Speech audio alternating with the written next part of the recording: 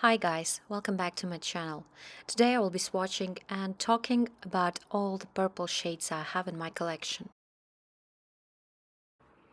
Recently I noticed that I have quite a lot of paints and I was quite a bit lost in all of them, so I needed some kind of technical sheets for all the shades I have, divided into different groups like purples and yellows and magentas and so on, so that I could see what shades I have.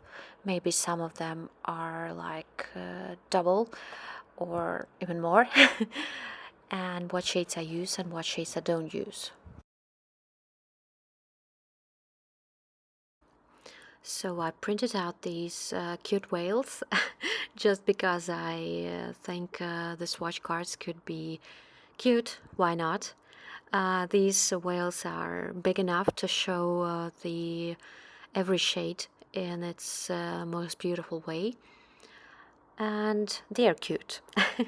I also added a few lines underneath each whale for technical information like manufacturer, color code and name, light fastness and pigments.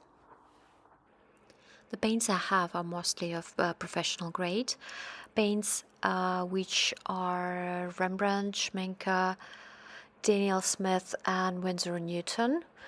And I also have quite a lot of Van Gogh, which are student grade paints, but these are quite of a decent quality.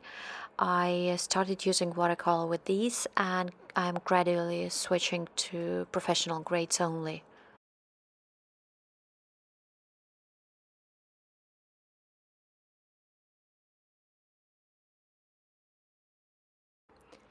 Most of manufacturers give all the information on their tubes, like pigments, light fastness, opacity of the colors, except Winsor & Newton.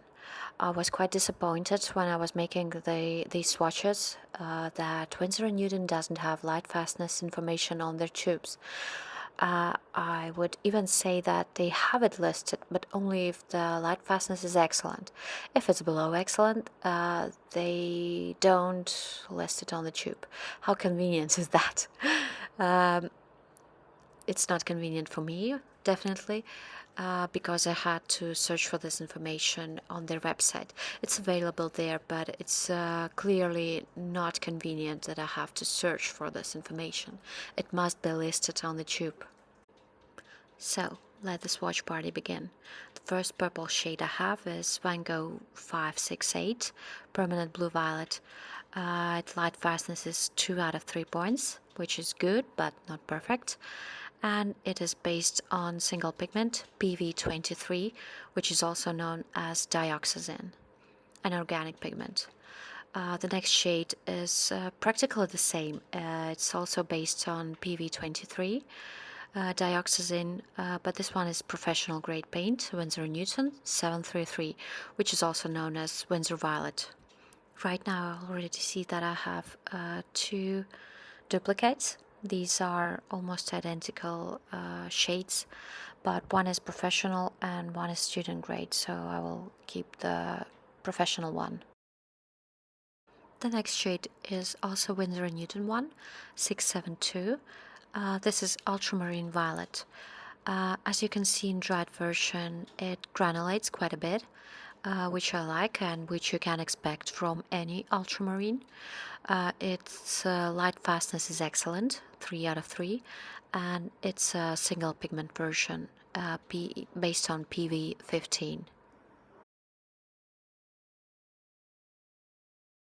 And the next shade is again Winsor & Newton 491 Permanent Mauve. Its light fastness is excellent. It's a single pigment shade based on PV16.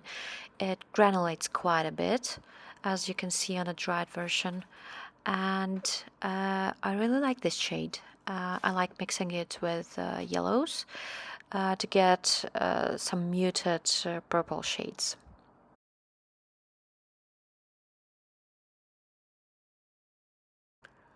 And another Winsor & Newton shade. The reason I have so many purple shades just from this brand is that recently I've been on a trip to England and decided to bring Winsor & Newton paints from there. And as I didn't have a lot of purple shades, basically what I had before the trip was only this Van Gogh Permanent Blue Violet. So I decided to buy, I think, like all of them. So this one is Cobalt Violet, number 18192. Excellent light fastness, single pigment, PV14, and it also granulates. And the next one is Daniel Smith Rose of Ultramarine. This shade was among the first watercolor paints that I purchased some years ago.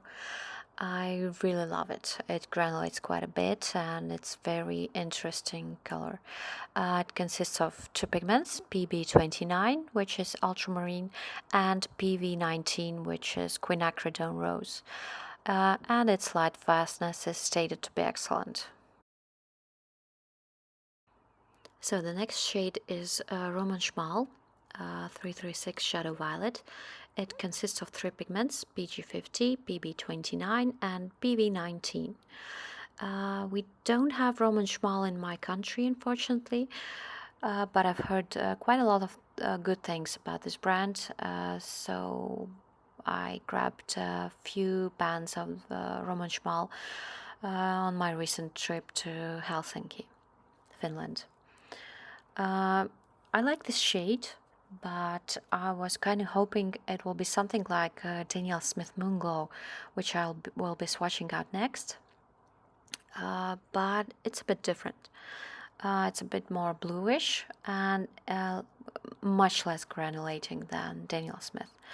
But recently I was making a grisaille painting of a flower. Grisaille means that's monochromatic in one shade. So I used only this color Shadow Violet to make it, and I really liked it. Maybe if it was more granulating, it would be more muddy, but it is less granulating than Moonglow. It turned out perfectly fine. I will add a picture of this if I will not forget. And last but not least, Daniel Smith Moonglow. It consists of three pigments, PG18, PB29 and PR177. This is a beautiful, beautiful granulating color, very interesting, and I can say it's one of the most used colors that I have. Though I don't use it in botanical drawings, but I use it quite a lot for shadows in my daily sketches on plein airs. And that's it for today. These are all purple shades I have right now. If you're interested to see more paints that I have, magentas, yellows, blues, earths, and so on, subscribe my channel, and soon I will post a new video on other shade groups. Thank you, bye bye.